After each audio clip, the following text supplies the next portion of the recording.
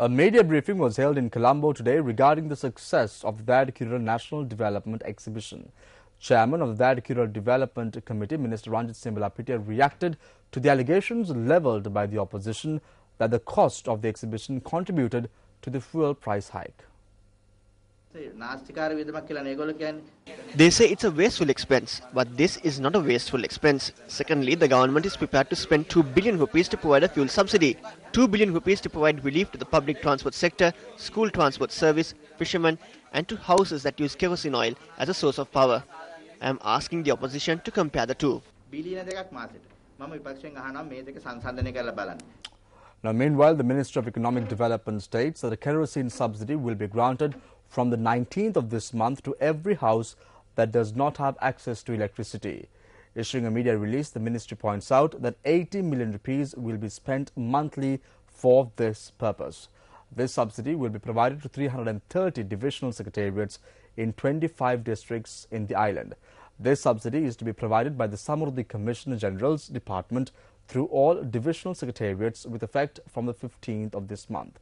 The release states that the subsidy card will be granted based on the approval of a Grama Seva officer not only to Samruddhi beneficiaries but to every house that does not have access to electricity. The Ministry of Economic Development states that concessions can be obtained by presenting the subsidy card to dealers or outlets that sell kerosene oil which are approved by the divisional secretariat or the cooperative shops in the area. Still in local news, a public awareness campaign was launched in Nugegoda today to urge the authorities to reduce fuel prices. The campaign was organised by UNP parliamentarian Dr. Harsha De Silva.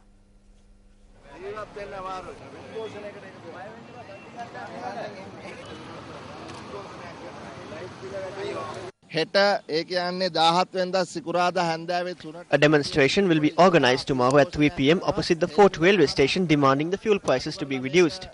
Prices must be reduced to a level where the public can bear. The United National Party urged the Prime Minister to convene Parliament. This is because we can issue a litre of petrol at 110 rupees, a litre of diesel at 99 rupees and a litre of kerosene at 89 rupees. We can do that.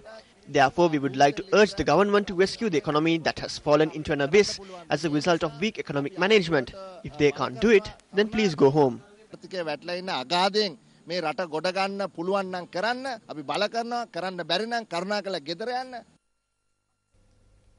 UNP and opposition leader Ranil Wickremesinghe states that the Lessons Learned and Reconciliation Commission report could be the basis for an internal solution to the national question.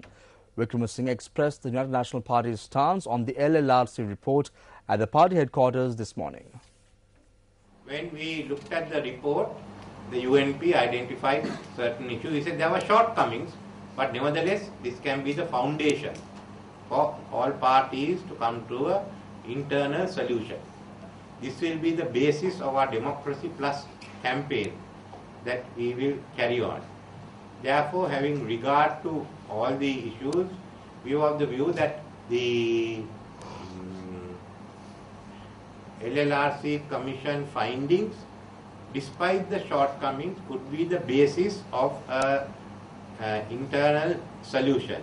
While we want to work with everyone in the government to implement this report and to support any such findings, I must say this will not extend to the continuance of the government. It is difficult for us to support the political continuance of a government which is directly and indirectly killing its own people by putting taxation, by increasing prices. Today is the 24th death anniversary of the founder of the Sri Lanka Mahajana Party, Vijaya Kumaratunga. A commemorative event to mark Kumaratunga's death anniversary was held today. The main event to mark the death anniversary of Vijaya Kumaratunga was held near the Vijaya Kumaratunga statue located in Katunayaka today. Vijaya Kumaratunga's daughter, Yashodhara Kumaratunga, Sunetha Bandaranayaka, relatives and activists of the Mahajana Party were present at the event.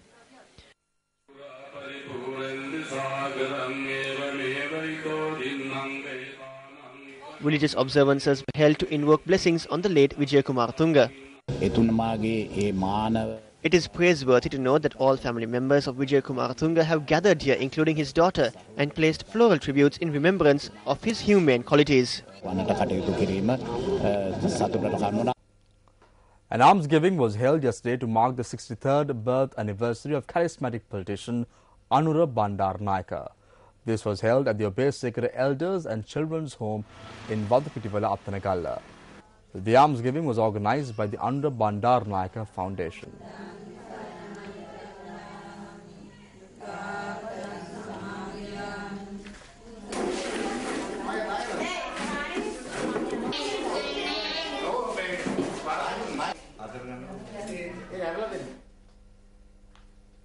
Senior Minister of Human Rights D.E.W. Gunasekara says that excerpts for 2 or 3 ministers, other ministers or deputy ministers are not present in Parliament to answer questions, and therefore the burden of answering questions falls on the Chief Government Whip. The senior minister made this observation while speaking at the National Forum on Parliamentary Best Practices 2012, organised by Transparency International Sri Lanka and South Asians for Human Rights in Colombo today.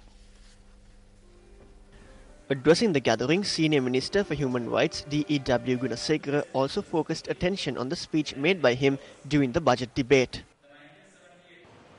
So even other than budget debate, the other day I had a clash with the legal opposition when I raised it in my budget, when I started my speech on the budget debate, I started with saying, attacking the legal opposition, saying that legal opposition should have led this debate. I said, ever since you became leader of the opposition, this parliament will not led any single budget debates. Then he jockeyed a remark and he got away. But I was serious, that's why I took. So instead someone else speaks. And he spoke for 1.5 hours, he spoke everything on earth except on the budget. If you go through the answers, if you take volumes of answers, all the stuff is totally unrelated to the budget itself. And the students of the universities, all are fully crowded, waiting to see, as we did when we were students, what can they take home, except under field or characterizations. Justice Minister Rauf Hakim also spoke at the forum. The problem is in the system and the willingness of us parliamentarians to take the work seriously.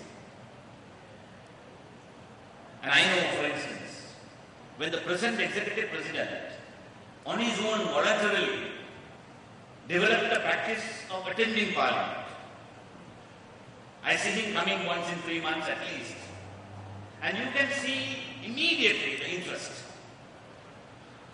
in the chamber.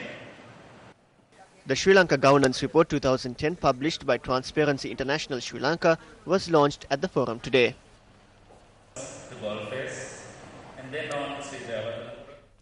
You're with News First. The European Union delegation to Sri Lanka and Maldives convened a media briefing in Colombo today to announce the launch of their latest development cooperation program. The European Union is continuing its support to Sri Lanka, and this through the allocation of 2.4 billion Sri Lankan rupees, that's 16 million euro, under its support for socio-economic measures in the north and east of Sri Lanka, or EU-SEM.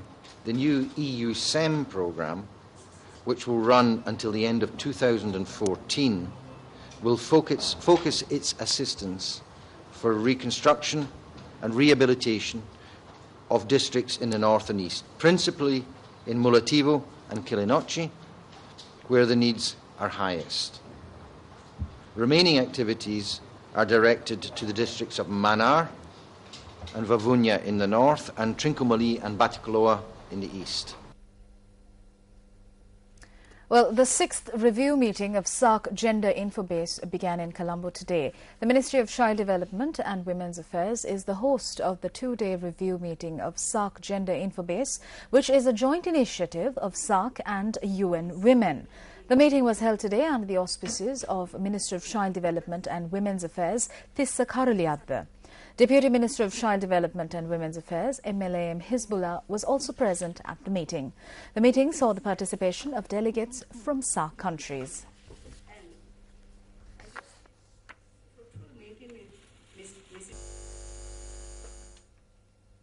Up next is a look at Action TV.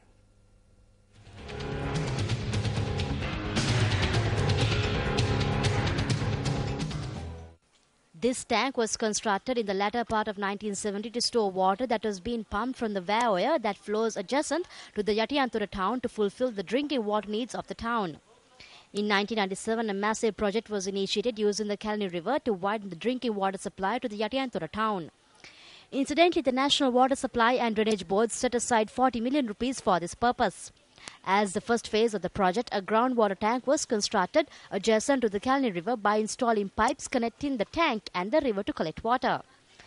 However, this tank has become a white elephant as water did not flow to the tank from the river. 12 million rupees out of the 40 million rupees that was set aside to widen the drinking water project of the Yatiyanthura town had been spent on this tank. The National Water Supply and Drainage Board then tried to implement the second phase of the project as there had been remaining funds that were collected for the project.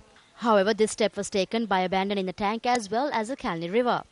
As the second phase, the Vaoya is being used as the water resource that had been used over a period of 2 decades to fulfill the drinking water requirement of the Yatiyanthura town.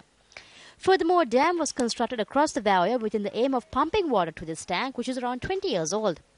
However, the National Water Supply and Drainage Board had to seek the help of sandbags to protect this dam that was constructed at a cost of 24 million rupees.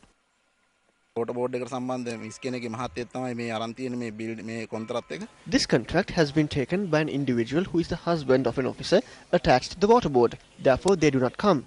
When they inform them from time to time, they say that this is being done by the way it has got approved from Colombo. However, water leaks from underneath the dam.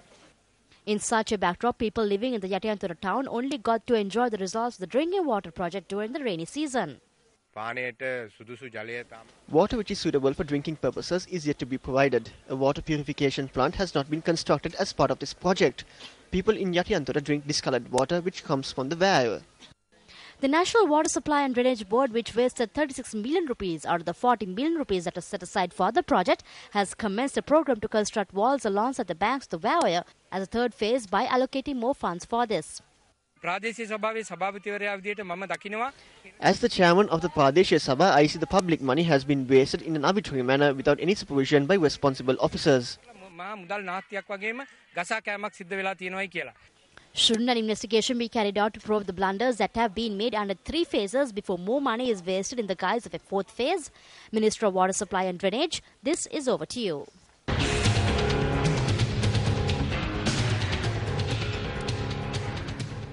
The Central Bank of Sri Lanka says that the depreciation of the rupee against the US dollar would be corrected in the coming days. The sharp devaluation of the rupee began with the Central Bank of Sri Lanka deciding to limit its intervention in the forex market on the 10th of this month.